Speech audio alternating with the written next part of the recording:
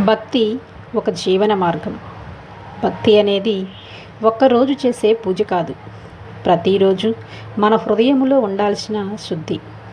భక్తి అంటే దేవుని పేరు పదే పదే జపించడం కాదు, ప్రతి పనిని ప్రేమతో చేయడం. దేవుడు మన ముందు కాకపోయినా మనతో ఉన్నాడు. భక్తిని ఆచరించండి, మాటల్లో కాదు, మన జీవితంలో.